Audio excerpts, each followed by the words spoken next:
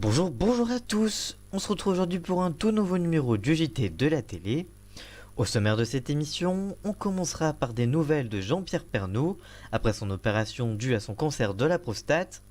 On parlera également de l'aventure Robinson et vous découvrirez les deux nouvelles célébrités qui vont tenter l'aventure. On poursuivra avec bien les petites infos de la semaine et cette semaine on vous parlera de Énergie 12 qui va prolonger l'émission Crime et Faits divers. Et on terminera avec Big Dunes Battle, vous découvrirez les 6 candidats de télé-réalité qui participeront au jeu de TF1. Et sans oublier l'audience de la semaine, et cette semaine on parlera de Escape 21 jours pour disparaître, qui a démarré correctement mercredi soir sur RMC Découverte. Voilà donc pour le sommaire, on en parle juste après le générique, alors c'est parti, générique.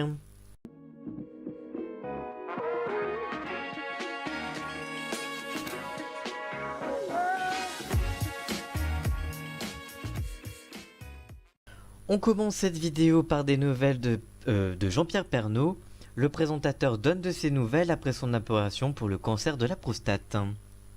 Il y a 15 jours, Jean-Pierre Pernaut annonçait son opération pour soigner son cancer de la prostate. En effet, il y a 2 semaines, l'animateur vedette des journaux de 13h de TF1 laissait l'antenne à Jacques Legros le temps de quelques semaines. Celui-ci devait recevoir une opération pour soigner son cancer de la prostate. Jean-Pierre Pernaut avait rassuré ses fans via des tweets il y a quelques jours, mais depuis plus rien. Mais c'est cette semaine que le présentateur a donné de ses nouvelles dans une vidéo d'environ 1 minute sur Twitter. Dans celle-ci, il dément les rumeurs sur son état de santé qui se serait soi-disant aggravé et a remercié le public pour leur message d'affection. Voici donc la vidéo en question, regardez. Salut à toutes et à tous, je voulais vous donner quelques nouvelles 15 jours après mon opération. Tout va pour le mieux, comme vous pouvez le constater. Certains journaux ont inventé qu'il y avait eu des complications, que j'étais dans une chambre médicalisée avec une infirmière avec moi 24 heures sur 24. C'est faux, tout s'est bien passé. Vous savez, on est 70 000 tous les ans à être opérés d'un cancer de la prostate en France. C'est pour ça que j'en ai parlé. Il faut savoir se battre et puis faire confiance aux médecins. Et tout peut très bien se passer, comme ça s'est bien passé pour moi. Voilà, je voulais surtout vous remercier pour vos innombrables messages de soutien après cette opération. Ils me sont allés droit au cœur et ça fait beaucoup, énormément de bien. Salut à tous et à bientôt, le temps de me remettre complètement. Salut. Voilà donc pour la vidéo. Que pensez-vous de cette vidéo de Jean-Pierre Pernaut? Que pensez-vous de Jean-Pierre Pernaut en lui-même? Regardez-vous son JT de 13h, dites-nous tout ça en commentaire, on vous lira bien évidemment. On continue avec l'aventure Robinson. Découvrez les 2 nouvelles célébrités qui vont tenter l'aventure sur TF1. Alors que TF1 et le producteur Adventure Line Productions viennent de terminer le tournage du prochain numéro avec Vincent Lagaffe et Marine L'Orphelin, un autre numéro est actuellement en préparation. Selon les informations de puremedia.com, parmi les 2 candidats qui vont participer au programme animé par Denis Brognard, c'est le comédien et humoriste Jarry qui partira très prochainement pour survivre pendant quelques jours dans la jungle et gagner de l'argent pour une association caritative. Le jeune homme est une figure de la une grâce à ses participations aux émissions d'Arthur, mais aussi en tant qu'animateur à part entière sur TF1 avec 3615 Code Arthur et Jarry ou encore Le Grand Bêtisier aux côtés de Karine Ferry. L'autre participante sera la chanteuse Tal, qui est également connue des téléspectateurs de TF1. Niveau audience, le premier numéro de l'aventure Robinson, diffusé en février 2018, avec les chanteurs Kenji Girac et Maître Gims, avait séduit 3,7 millions de téléspectateurs, soit 19,2% du public. Un bon score qui a été renforcé par un très bon score sur les cibles, notamment avec 30% des femmes responsables des achats de moins de 50 ans et aussi un très gros score sur les jeunes. En août dernier, Amir et Christine Bravo avaient quant à eux été suivis par 2,9 millions de curieux, soit 18,3% de part de marché, et avec toujours un très bon score de 26,4% sur les ménagères de moins de 50 ans. L'émission L'aventure Robinson sera diffusée très bientôt avec Vincent Lagaffe et Marine L'Orphelin, et bientôt en tournage avec Tal et Jarry pour TF1. Que pensez-vous de cette émission? Allez-vous regarder le programme quand il sera diffusé? Dites-nous tout ça en commentaire, on vous lira bien évidemment. Et avant de parler de Big Dunes Battle, on passe aux petites infos de la semaine, et cette semaine, on vous parle de crimes et faits divers, alors c'est parti, jingle!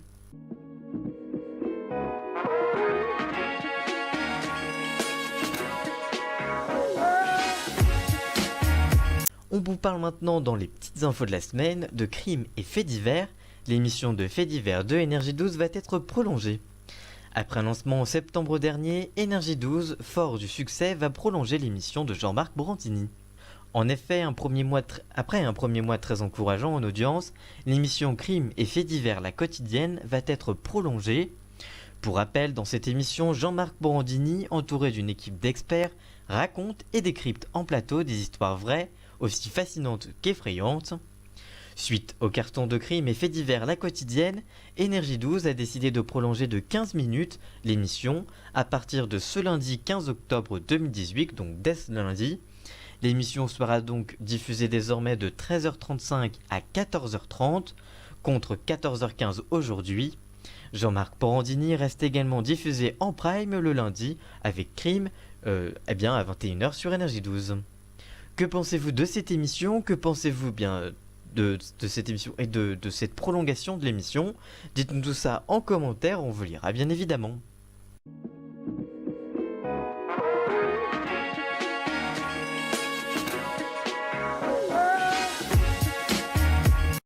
Et on termine par Big Doon's Battle. Découvrez les 6 candidats de télé-réalité qui ont déjà participé à des émissions de TF1 et qui seront au casting de cette nouvelle émission. Big Doon's Battle, c'est ce grand jeu de trampoline dans lequel des concurrents doivent franchir une série d'obstacles tout en se servant de trampoline. L'émission diffusée en Allemagne a battu un record d'audience lors de son lancement avec 3,7 millions de téléspectateurs devant leur écran, soit un score supérieur au lancement de Ninja Warrior sur la même chaîne et dans le même pays. En plus des candidats anonymes, vous découvrirez des candidats bien connus des téléspectateurs et notamment des fans de télé-réalité.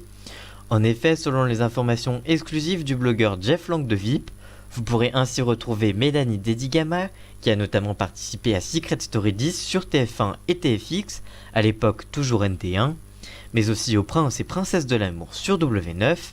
Elle sera soutenue par Sarah Lopez, également candidate de l'émission, mais celle-ci ne participera pas au jeu de Laurence Boccolini et Christophe Beaugrand, elle sera là juste en soutien en bord de piste.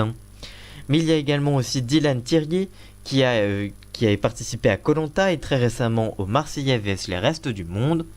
Il sera également accompagné de Yacine de Koh-Lanta, avec qui il a déjà affronté le parcours de Ninja Warrior à la rentrée sur TF1. Dylan sera quant à lui soutenu par Fidji Ruiz en bord de parcours.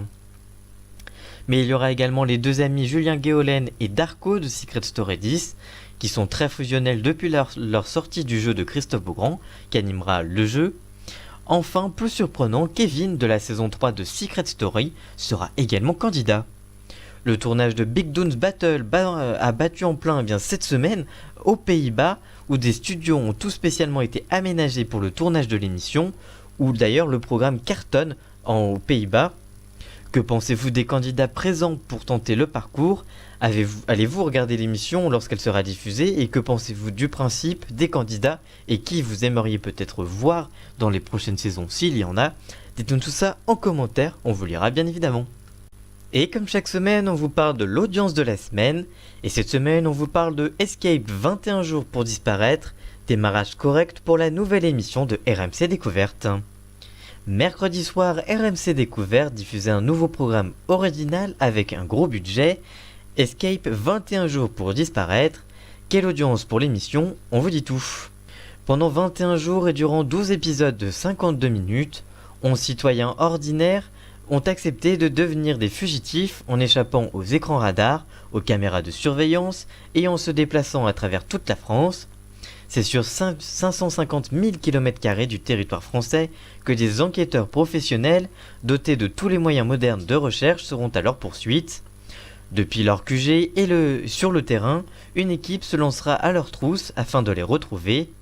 Pour se cacher, les fugitifs auront le droit de se faire aider par n'importe qui, leurs proches ou des inconnus, et de prendre tous les moyens de transport. Pour subvenir à leurs besoins, ils auront un budget global limité à 400 €, bloqué sur un compte dédié. À la fin de l'aventure, les binômes encore en course devront rejoindre une zone d'extraction qui leur permettra de s'évader par les airs.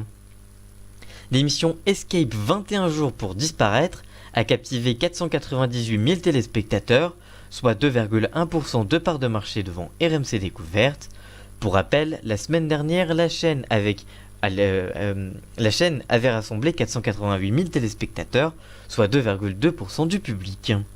Que pensez-vous de cette émission? Avez-vous regardé l'émission diffusée mercredi soir? Et que pensez-vous des audiences? Dites-nous tout ça en commentaire, on vous lira bien évidemment. Voilà, j'espère que ce numéro du JT de la télé de cette semaine vous aura plu. Si c'est le cas, n'hésitez pas à le liker, le commenter, le partager.